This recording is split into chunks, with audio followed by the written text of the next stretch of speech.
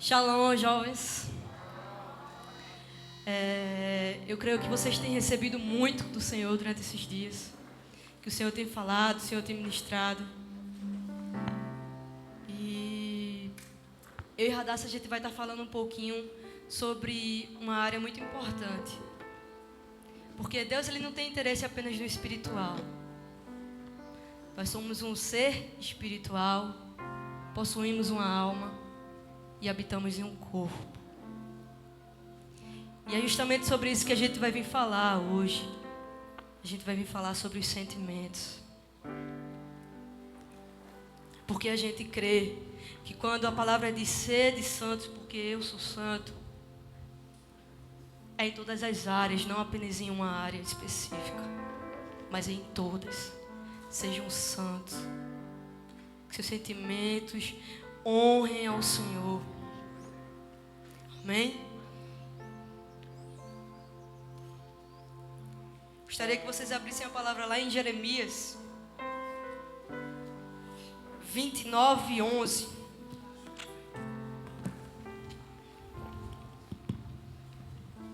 Que diz assim: porque sou eu que conheço os planos que tenho para vocês, diz o Senhor, planos de fazê-los prosperar e não de causar danos, planos de dar a vocês esperança e um futuro. E nesse versículo a gente pode ver algumas coisas. A primeira é que Deus, Ele é conhecedor dos planos que tem para as nossas vidas. Quem é o conhecedor? É eu e você ou é o Senhor? A palavra está dizendo que é quem? Que é o Senhor. Então é Ele que conhece os planos que tem para as nossas vidas. Aqui também nesse versículo diz que os planos que Ele tem é de nos fazer prosperar e não de nos causar danos. Aqui também diz, nesse mesmo versículo, que esse plano, ele vem para nos dar esperança e um futuro. Aleluia. E sabe, o interessante é que toda vez quando Deus, ele faz um ajuntamento, quando Ele nos traz a alguma coisa, é muito bom estar aqui. A gente recebe. Mas toda vez quando Deus, ele faz um ajuntamento com o seu povo, quando a gente sai daqui, a gente sai com um desafio. A gente sempre sai com um desafio. E eu não sei o que o Senhor, ele tem falado ao seu coração. A gente escutou muito sobre renúncia esses dias. Muito, extremamente. E isso está falando algo. E eu estava lembrando, né? No ano de 2014, foi o ano que eu voltei para Jesus. E quando eu voltei para Jesus, eu namorava. Eu já estava há 3 anos em um relacionamento. E aí eu fui para o encontro. E todo mundo diz: o encontro é tremendo, é tremendo, é tremendo. E é verdade, o encontro é tremendo. Quando eu cheguei lá no encontro, o Senhor disse assim: renuncia. E aquilo ali me estraçalhou. Renuncia. E eu pergunto a vocês: vocês acham que eu renunciei de imediato? Não. Às vezes a gente tem essa mania de querer barganhar com Deus, querer negociar. E eu disse: não. Mas a gente sabe quando é o Senhor que está falando. E eu fui insistindo.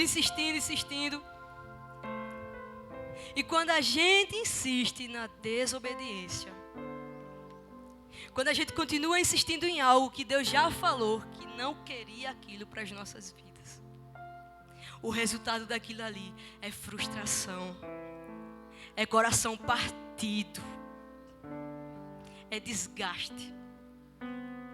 É exatamente isso que acontece. E chegou um dia que eu disse, não, eu preciso renunciar a esse relacionamento. Eu preciso. E eu estava decidida a renunciar. E quando eu cheguei até o rapaz e disse que estava tudo terminado. Naquela época a gente usava uma aliança. Olha como as coisas eram sérias. Usava uma aliança. Naquele momento eu disse, acabou. Acabou. Porque eu quero o que o Senhor tem para mim. E hoje quando eu olho para trás, eu digo, ainda bem que eu ouvi a tua voz, Senhor. Ainda bem que eu ouvi. Então quando a gente renuncia, eu não vou renunciar a isso não, porque dói demais. Lógico, senão não se chamaria renúncia. Na sexta-feira o pastor Mineto falou, né? Que Deus ele quer uma oferta que nos custe algo. Isso se chama renúncia. Sacrificar algo que nos custe. Colocar o nosso coração no altar. Matar os nossos sentimentos. É isso que o Senhor ele quer. Porque, gente, a nossa visão ela é muito limitada. A gente olha o agora, a gente olha o aqui. Mas o Senhor ele já sabe do nosso futuro. Ele conhece o nosso futuro. É Ele que está dizendo, eu conheço os planos que tenho para vocês. Então é Ele que conhece. E às vezes a pessoa que está hoje, eu não sei o que o Espírito Santo tem ministrado no seu coração. Mas às vezes a pessoa que você está hoje, até se encaixa na sua vida. É uma bênção na sua vida. Mas não se encaixa com o propósito. Não se encaixa com o chamado que Deus tem para a sua vida. Então quando Deus ele pede para você renunciar a algo, é porque enquanto seus olhos estão olhando agora, Deus já está olhando você lá no futuro. E Ele está dizendo, lá no futuro, essa pessoa não cabe você. Não cabe na sua vida. Não cabe. Eu gosto... Tem alguém aqui que usa 35, 36? Sandália? Alguém usa? Só fazer uma demonstração.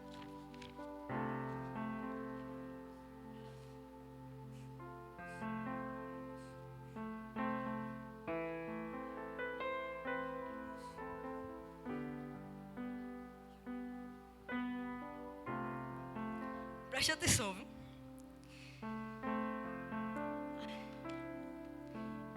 Eu calço 37, 38. Esse aqui é o quê? 35, 36, não é isso? Se eu insisto em querer usar um 35, 36, vai caber no meu pé? Não vai. Meu pé é 37, 38.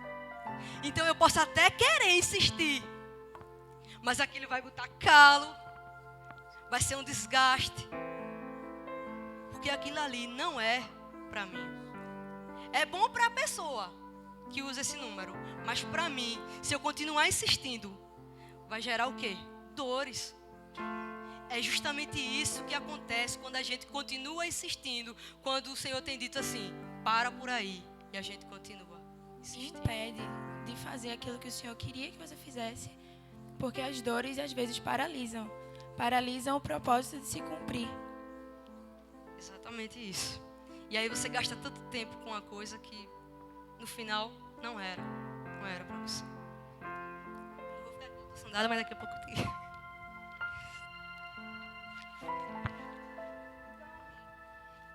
Depois dessa demonstração, uma pergunta que foi levantada, né? O que é que muitas vezes se contrapõe para que o chamado de Deus na vida dos jovens não se realizem ou não se cumpram? E sabe o que é? A nossa apóstola está aí, ela dá curso de personalidade restaurada, cura nas emoções, é o tempo todo falando do campo da alma. E aí a gente já responde, né? Onde está a problemática. O campo da alma é os sentimentos. Amém? Apenas Eu gostaria que vocês... Amém? Eu gostaria que vocês abrissem a palavra em Juízes, capítulo 13, a partir do versículo 5. O versículo 5 é aquilo que eu quero ler para vocês, mas eu vou contextualizar. Aqui, o anjo vem a uma entregue ao Senhor tudo aquilo que Eu quero me esvaziar de todos os meus títulos e de tudo e de tudo que me afasta de ti, Jesus.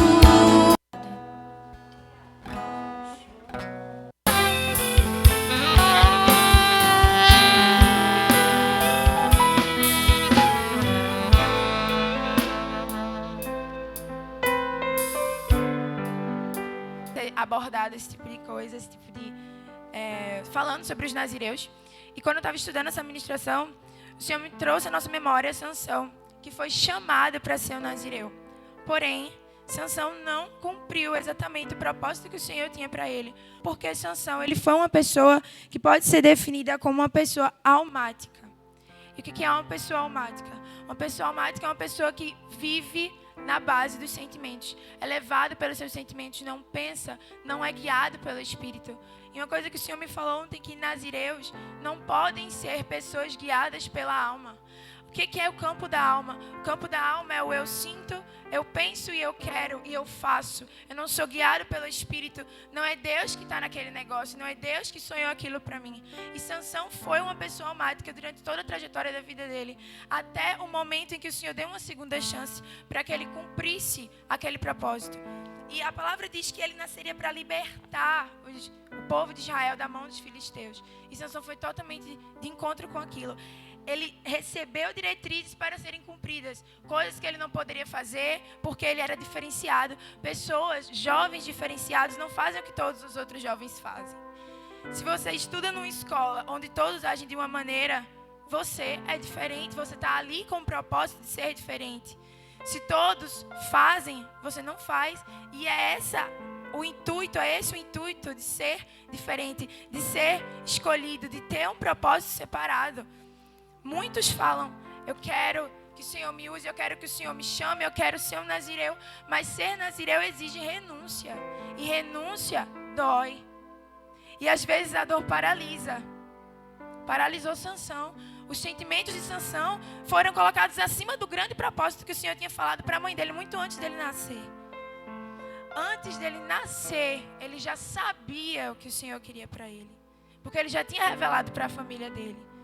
E para nós é um pouco até mais complexo, porque nós estamos numa busca constante para saber o propósito exato que o Senhor quer para nós. Nós sabemos que nós estamos aqui para ir pregar o evangelho a toda criatura, para ir por todo mundo, mas Deus tem um propósito separado para cada um. E Sansão já sabia o dele, mas Sansão era guiado pelos seus sentimentos.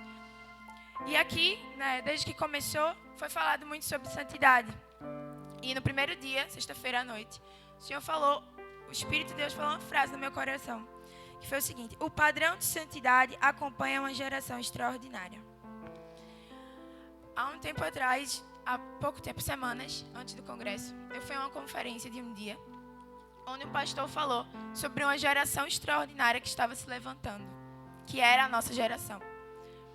E essa conjunto de palavras, geração extraordinária, essa nominação dada à nossa geração, falou muito comigo até o dia desse congresso. Somos uma geração diferente. Nós viemos aqui para ser diferentes. Nós não estamos aqui para ser exatamente iguais à nossa sociedade que se corrompe dia após dia, ano após ano. Deus escolheu a nossa geração, Que se levantem os nazireus, mas os nazireus que têm consciência daquilo que eles devem fazer e daquilo que eles devem abrir mão para que o propósito do Senhor se cumpra nas nossas vidas. Para que o propósito do Senhor se cumpra na sua vida. Propósito exige renúncia. Renúncia dói, mas vale a pena. Vale a pena porque no final nós podemos olhar para trás e ver, valeu a pena abrir mão. Valeu a pena na escola eu ser diferente. Na faculdade eu ser diferente. Porque o Senhor me escolheu e me colocou ali com um propósito.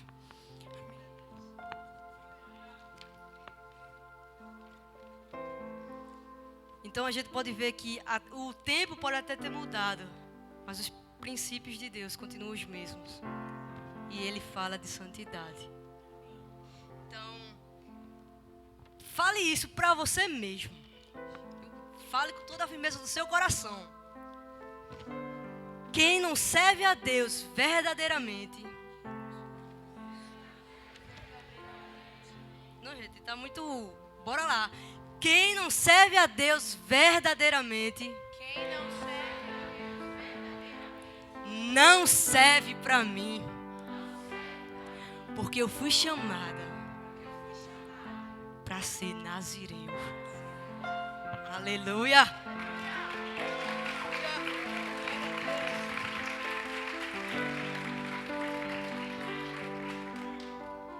Gostaria que vocês abrissem a palavra lá em 2 Timóteo 2:22.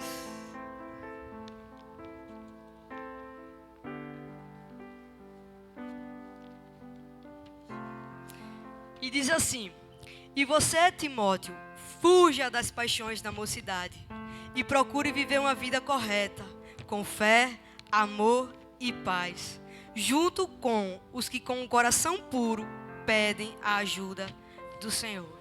Então aqui Paulo está aconselhando o seu filho na fé, Timóteo, a fugir das paixões da mocidade. E quando ele fala que fugir das paixões da mocidade, não é só fugir dos discursos, das tentações, daquilo que todo mundo está vendo que não é para você e você está dizendo, é para mim. Uma pessoa almática, agindo com base nisso. Então, fugir significa correr, se desviar daquilo ali. Se é aquilo ali, a gente vai por outro caminho, por outra rota. A não querer conversa, a não alimentar. Sabe por quê? Porque tudo que recebe a nossa atenção, de alguma forma é alimentado. E tudo que é alimentado, cresce. Então a gente não pode impedir que um passarinho chegue e pouse na nossa cabeça. Mas a gente pode e deve impedir que ele faça um ninho. Então alguns sentimentos podem até surgir, sim. Alguns pensamentos podem até surgir. Mas vocês têm que ter essa convicção no seu coração de que vocês não foram chamados para ser pessoas almáticas, mas para ser nazireu nessa geração.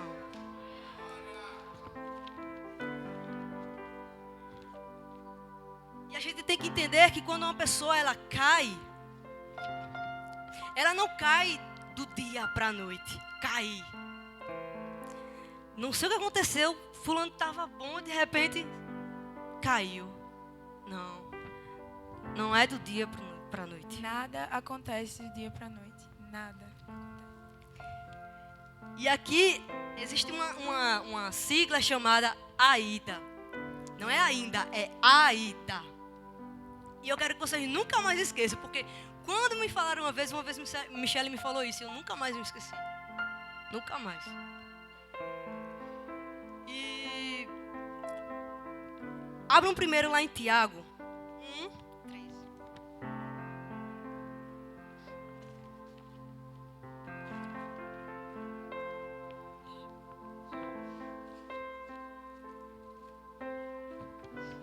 Que diz assim: quando alguém for tentado, não diga, esta tentação vem de Deus, pois Deus não pode ser tentado pelo mal, e Ele mesmo não tenta ninguém.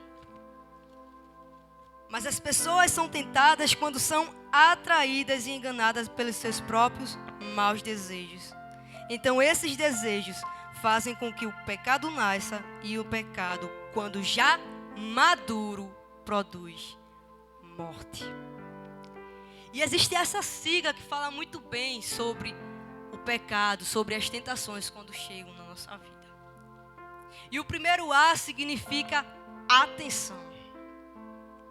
Primeiro, Satanás, ele quer chamar a nossa atenção. Nós somos atraídos, a gente acha aquilo muito bonito, muito belo, e a gente fica encantada com aquilo ali. Mas ainda aqui, a gente pode, epa, peraí, sai daqui. Sai, vai para longe. Mas se você continuar alimentando a atenção, aí você vai para a segunda etapa, que é o interesse. Então, depois que aquilo chamou a sua atenção, que você foi atraído por aquilo ali, aí começa o interesse. Você quer conhecer mais, você quer saber mais sobre aquilo. Mas ainda aqui no interesse, você pode dizer, olha, vai para lá, não quero saber disso, isso não me convém. Mas se você não vigia nessa daqui, você chega na próxima. Na terceira letra, que é o D, e o D de desejo. A partir do momento que aquilo chama a sua atenção, que ativa o campo da tua alma, aquilo que você começa a pensar, aquilo que você começa a alimentar, eu vejo, eu sinto e eu quero, eu desejo, é do meu interesse, despertou alguma coisa em mim. Aquilo começa a se evoluir, parou de ser só algo que estava na sua mente. Começa a ser algo que você começa a alimentar. Cada vez mais aquilo que passou a ser apenas uma admiração, evolui aos poucos, e quando você vê, nós já chegamos na quarta letra, no quarto A, que é de ação, de satisfazer o desejo, de satisfazer aquilo que nós alimentamos muitas vezes sem nem perceber, mas estávamos alimentando. E não significa que é impossível você parar quando chega no nível do desejo e da ação. Nada é impossível quando você se disponibiliza ao mover de Deus, quando você se disponibiliza a ser tocado por Deus, a ser falado por Deus. Mas é mais complicado do que você parar e cortar da raiz. Quando você extermina, quando você estrangula algo da raiz, você evita que cresça e dê, de certa forma, mais trabalho, seja algo mais complexo para ser removido, porque ficam máculas. E essas máculas levam tempo para ser curadas. Mas graças a Deus, tudo na cruz e nos pés da cruz do Senhor são curados e são restaurados. Não significa que se você chegou na parte da ação, se você caiu, que você não pode voltar a ser o que era. Sansão caiu, mas o Senhor deu uma nova oportunidade para ele. O Senhor deu uma nova oportunidade para ele porque ele se arrependeu, porque ele se disponibilizou. Senhor, me perdoa. Olha aqui onde eu vim parar, cego, totalmente humilhado, totalmente aquela pessoa que era admirada, que era forte, que todo mundo temia, estava humilhado. Aquele nazireu que o Senhor tinha levantado para libertar o povo. Mas ele se arrependeu e o Senhor deu uma nova oportunidade dele cumprir. Provavelmente não do jeito que o Deus tinha planejado para ele desde o começo, mas o Senhor deu uma nova oportunidade para que aquilo se cumprisse. Amém. Deus. E outra coisa que o Espírito Santo ministrou, tanto para mim quanto para a Radassa, é sobre defraudação emocional. Então, quem já ouviu falar sobre isso? Quem já ouviu faz assim. Tá vendo? Então, hoje, quem nunca ouviu vai sair daqui sabendo, vai dar aula. Defraudação emocional significa despertar, alimentar de propósito, iludir, decepcionar, promover em uma pessoa um desejo que você não pode satisfazer, violação da confiança, quando uma pessoa mente e por isso não cumpre o que a outra esperava dela. E a gente precisa entender que por mais que não se fale muito sobre defraudação, isso é um pecado, sim. E muitas vezes, por ser algo tão sutil, a gente nem se dá conta de que está cometendo aquilo ali. Mas a partir de hoje, isso aí não vai ficar mais nas nossas vidas. Amém. Em 1 Tessalonicenses, capítulo 4, a partir do versículo 3 até o 7, diz o seguinte: a vontade de Deus é que vocês sejam santificados, abstenham-se da imoralidade sexual. Cada um saiba controlar o seu próprio corpo de maneira santa e honrosa, não dominado pelas paixões e desejos desenfreados, como os pagãos que não conhecem a Deus. Desse assunto, ninguém defraude seu irmão. Ninguém defraude o seu irmão, nem se aproveite. O Senhor castigará todas essas práticas, como já lhe dissemos e asseguramos, porque Deus não nos chamou para a impureza, mas para a santidade. Então, é pecado ou não é? Pecado, gente. E existem alguns tipos de defraudação ainda. E o primeiro tipo de defraudação emocional é através da sedução. Ou seja, eu sei que alguém está gostando de mim, mas eu não tenho nenhum interesse nessa pessoa. Mas para alimentar o meu ego, eu fico dando esperança. Eu fico alimentando aquilo ali. Então, o primeiro tipo de defraudação é através da sedução. Você está defraudando seu irmão. Não vem com essa conversa de que você está flertando, que você está só conversando. Você está defraudando. A gente precisa chamar o pecado do jeito que ele é. Não é suavizar, não.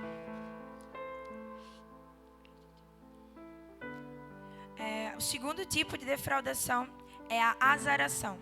O que é a azaração? Quando os dois têm interesse naquela relação, porém não se dispõem a firmar um compromisso sério.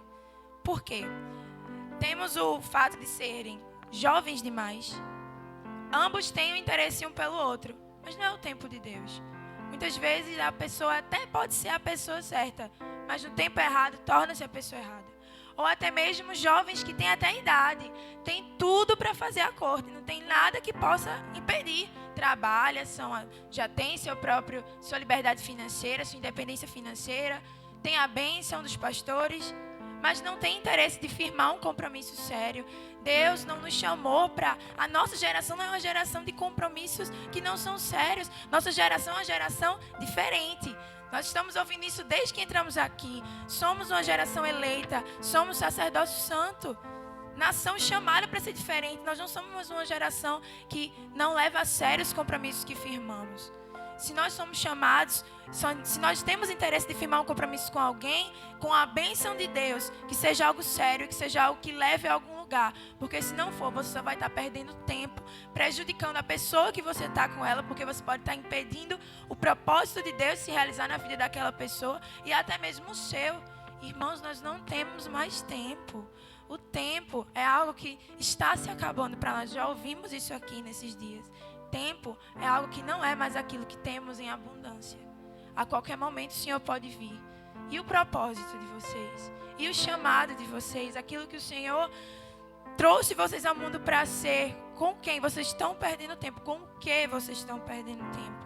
Firmem compromissos que levem vocês a algum lugar em Deus, não só na terra, não só que vai fazer você ser bem-sucedido ou aos olhos dos outros algo bom, bonito e que você possa esbanjar, mas que leve a você a algum lugar no propósito que Deus tem para você. E o terceiro tipo de defraudação emocional é através do cupido. Ou seja, é aquele famoso empurrãozinho, né? Acho que todo mundo já passou por isso na vida. Dizer, fulano, eu acho que tu daria certo com fulano. Olha pra mim o que você tá fazendo. Fulano passou ali e ficou te olhando. Eu acho que tem interesse. Aí você diz, será? Aí já fica a defraudação. Isso é defraudação, gente. Esse empurrãozinho. Deixa que Deus resolve isso. Deixa com Deus. As coisas de Deus não precisam de empurrãozinho, não. De terceiros, não. Exatamente.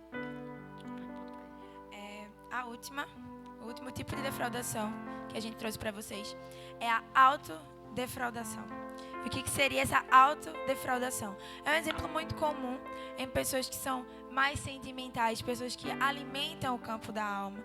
Talvez a maior parte aconteça com mulheres, mas homens também. O que é a autodefraudação? É você exatamente alimentar o campo da alma. É você ficar com aquele sentimento que não vem de Deus, que claramente não vem de Deus, mas você nutre em você. Às vezes você até sabe que aquela pessoa não tem interesse em você, mas você fica, não, talvez e tal. Alimenta algo que não é de Deus para você. E isso tira mais uma vez o foco daquilo que você poderia estar fazendo, mas você não está, porque você está focado naquilo que ou alguém te disse que poderia ser, ou que aquele amigo deu aquele empurrãozinho e você começa a se autodefraudar. Porque às vezes, como Larissa falou agora há pouco, o cupido, ele dá aquele empurrãozinho, mas depois ele se sai.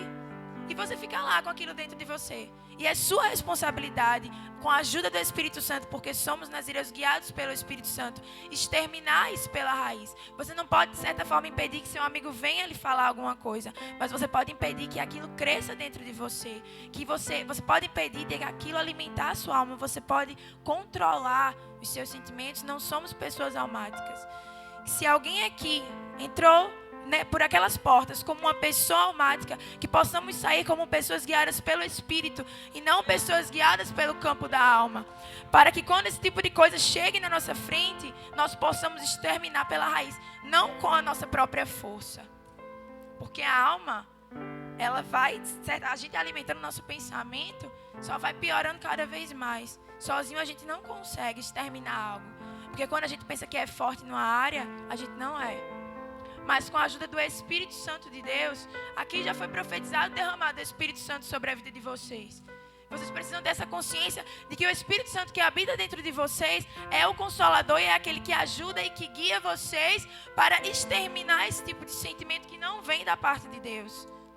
Para que o campo da alma não seja alimentado, mas sim o Espírito, para que se sobressaia daquilo que a carne quer, daquilo que a alma quer, do pensamento, do sentimento, para que não venha se tornar uma ação e que lá na frente você se arrependa daquilo que você poderia ter feito, daquilo que com quem você poderia até mesmo ter estado, mas não está, porque perdeu a oportunidade de ser aquilo que o Senhor queria que você fosse, de fazer aquilo que o Senhor queria que você fizesse. Porque você perdeu tempo dando ouvidos a sentimentos, dando ouvidos e alimentando a alma, que no final só leva, muitas vezes, na maioria, a dor, a feridas e a mágoas, que alimentadas mais ainda se prolongarão por anos e anos. E só o Senhor para curar, só o Senhor para restaurar. Glória a Deus. E foram essas coisas que o Espírito Santo ministrou ao nosso coração. E eu creio que quando Deus ele coloca algo no nosso coração é porque nós precisamos ser ministrados sobre aquilo. E eu tenho certeza, porque quando eu perguntei aqui, né, quantas pessoas conheciam, eu acho que mais da maioria não conhecia, não sabia o que era isso. Então muitas vezes a gente acaba fazendo algo e a gente nem sabe que aquilo ali é um pecado, por ser tão sutil, né? Quem até muitas vezes até já deu um empurrãozinho no outro.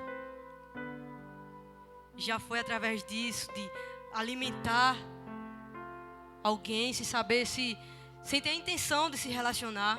Ou talvez você conversava com alguém e você não tinha nem a intenção de ter um compromisso com essa pessoa. Mas você ficava alimentando.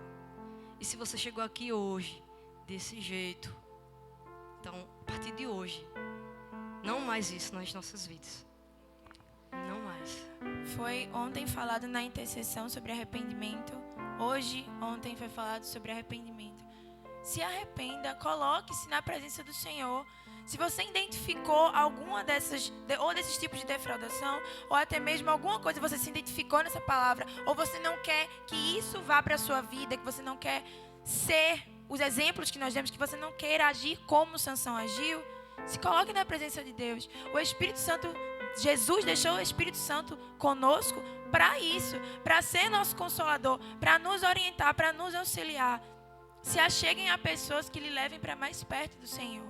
que lhe mostrem o que realmente é ser guiado pelo Espírito Santo de Deus. Se você já foi aquela pessoa que deu um empurrãozinho, ou se você está sentindo que foi uma pessoa usada para ferir o seu irmão, até mesmo para fazer ele alimentar algo que não vem de Deus, se arrependa e siga em frente. Se arrependa, se coloque na presença do Senhor. O Senhor vai lhe guiar, o Espírito Santo vai lhe guiar e siga em frente. O propósito não para porque você caiu ou porque você errou. Desde que você se arrependa, Deus vai lhe guiar para um novo caminho que Ele construiu para você. Não posso lhe dizer que será o mesmo que Ele tinha, mas com certeza será uma nova coisa da parte de Deus para a sua vida a partir do momento que você decide se arrepender e mudar as suas atitudes. Amém.